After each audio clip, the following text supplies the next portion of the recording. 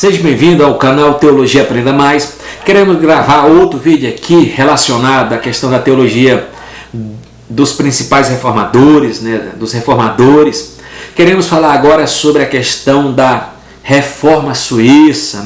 O segundo movimento de reforma surgiu na Suíça. Seus primeiros líderes foram Ulrich Zwinglio, Zurique, e João Calvino em Genebra. Zurique era de fala alemã, Genebra é de fala francesa, na pessoa de João Calvino, que é da segunda geração de reformadores.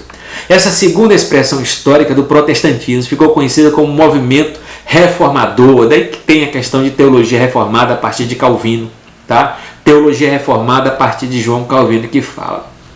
Uma questão que a gente pode pegar aqui rapidamente, para falar um pouco de Zwinglio, Ulrich Zwinglio, ele nasceu em 1484, ele em 1516 leu o Novo Testamento traduzido por Erasmo em Roterdã. Em 1918 ele é nomeado sacerdote da Catedral de Zurique, torna-se afamado por pregador público. Em 1522 questiona o jejum da quaresma e o celibato clerical. Abandona o sacerdote e torna-se pastor evangélico.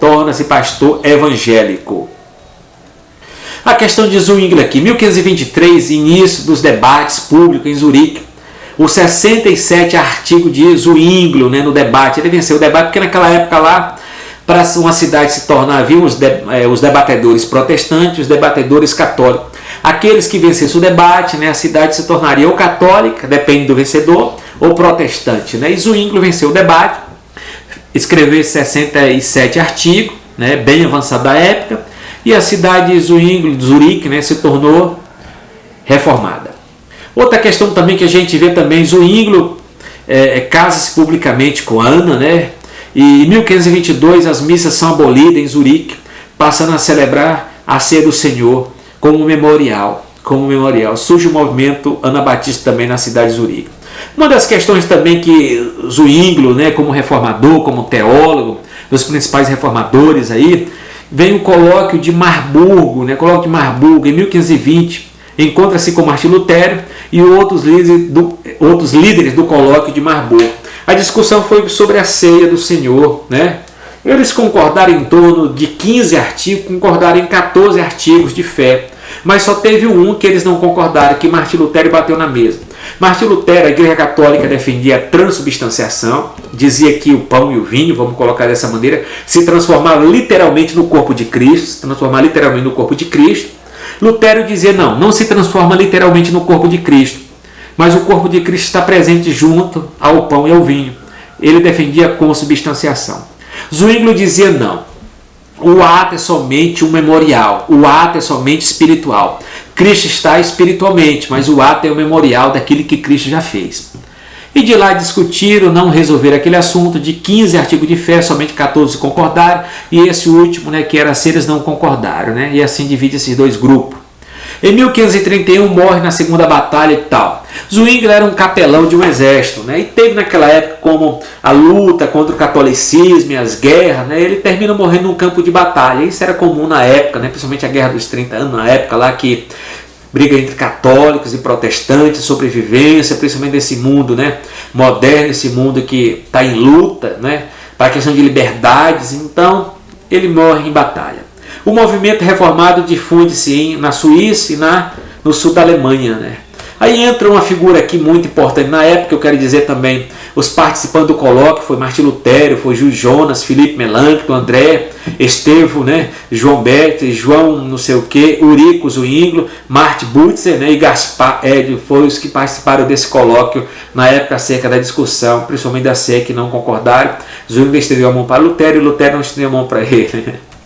Entra na segunda geração de reformadores, dentro dessa teologia dos principais reformadores, entra alguém muito importante na história, a figura de João Calvino. Calvino é um gigante, é um hermeneuta, é um exegeta, é um grande teólogo da história. Entra a figura de João Calvino, que é da segunda geração de reformadores, a segunda geração de reformadores é de João Calvino.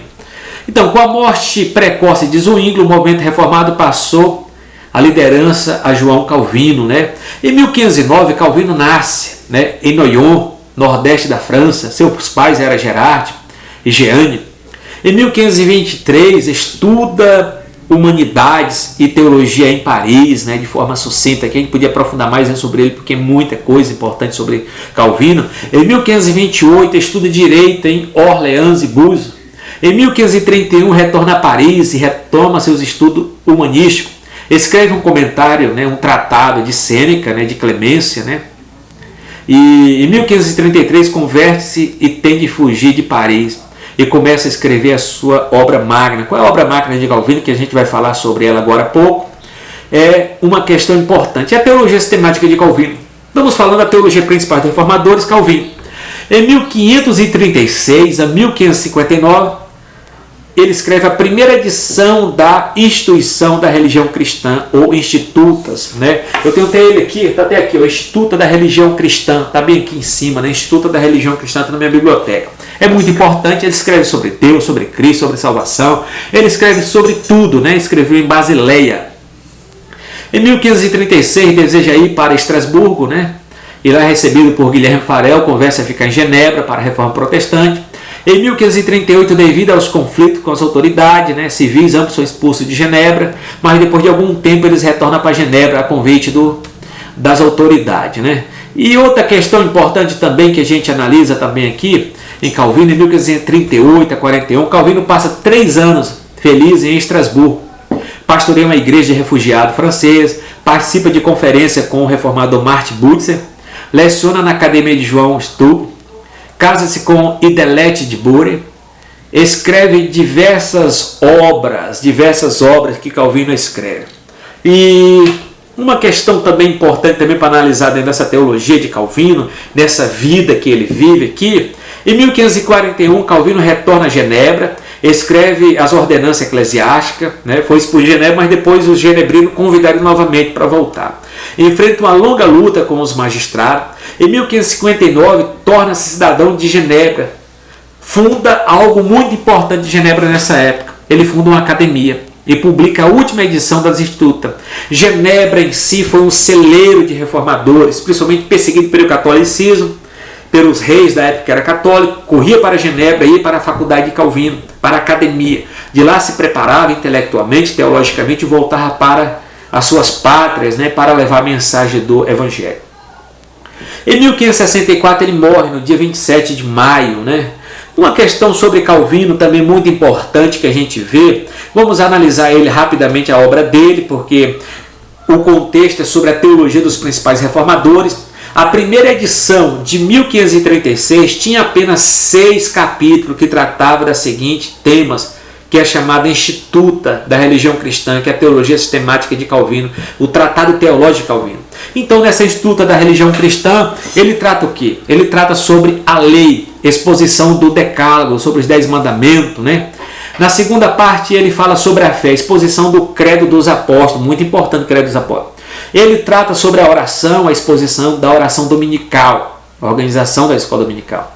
Os sacramentos, né? Fala sobre os sacramentos, que são as ordenanças. Ele fala também na quinta parte os 5 falsos sacramentos. E ele fala sobre a liberdade cristã e o poder eclesiástico e a administração política. Outra questão, as Institutas, né? Calvino produziu ao todo 8 edições do texto latino e 5 traduções para o francês. Então, naquela época, como o latino era a língua comercial, a língua universal da época, né?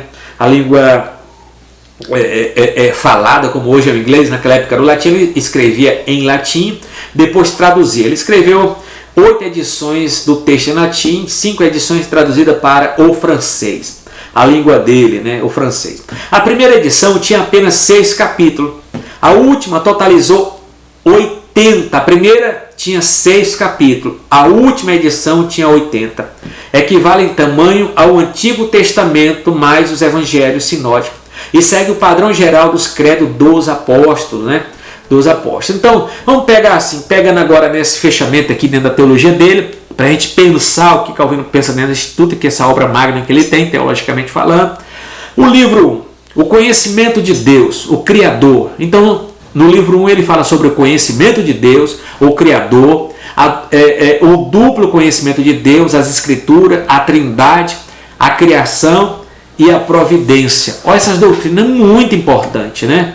O segundo livro ele fala sobre o conhecimento de Deus, o Redentor, a queda, a corrupção humana, a lei, o Antigo Testamento, o Novo Testamento, Cristo, mediador, sua pessoa, profeta, sacerdote, rei, sua obra, expiação.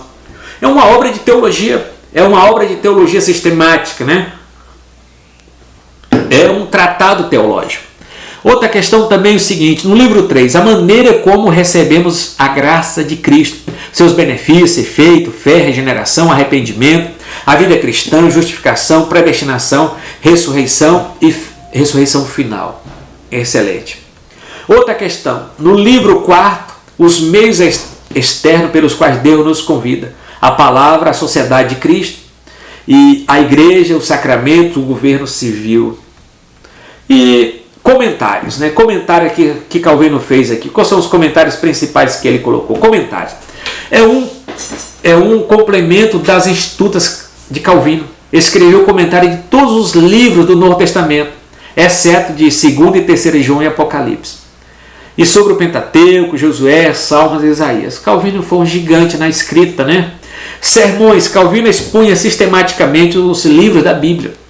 Ele costumava pregar sobre o Novo Testamento aos domingos, né? Ele pregava o Novo Testamento aos domingos e sobre o Velho Testamento durante a semana. Então ele pregava sobre o Novo Testamento aos domingos e durante a semana ele ensinava sobre o Antigo Testamento. Seus sermões eram anotados taquigraficamente por um grupo de leais refugiados franceses. A série Corpus Reformatorum contém 872 sermões de Calvino, muita coisa. Folhetos e tratados, temas apologéticos contra os católicos, anabatistas em gerais, entendeu? Que ele escreveu. Cartas escritas a outros reformadores, né? Soberanos, igreja perseguida, protestante, encarcerada e pastores. Escrito, litúrgico, catequético, confissões de fé, catecismo e saltério, né? São as obras de Calvino.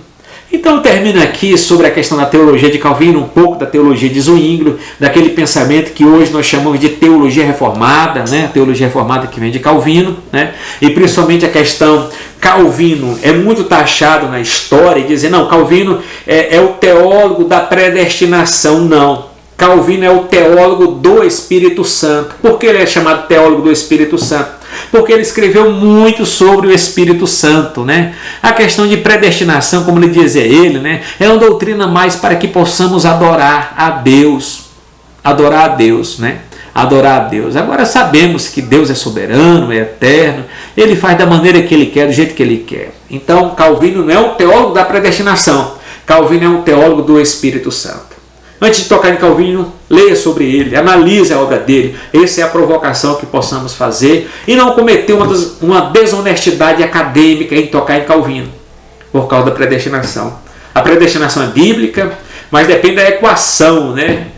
Depende da equação, a questão. O que é predestinação? Vou falar lá na frente. O que é predestinação? Determinar o futuro. Quem determina o futuro é Deus. Agora nós sabemos que o futuro da igreja está predestinado, céu. O futuro dos ímpios já está determinado também. Salmo 9,17. O inferno. A menos que ele se arrependa. Mas isso depende de Deus soberanamente eleger ou fazer alguma coisa dentro do convite que nos convence do pecado, da justiça e do juízo, que é o Espírito Santo. Shalom, até a próxima.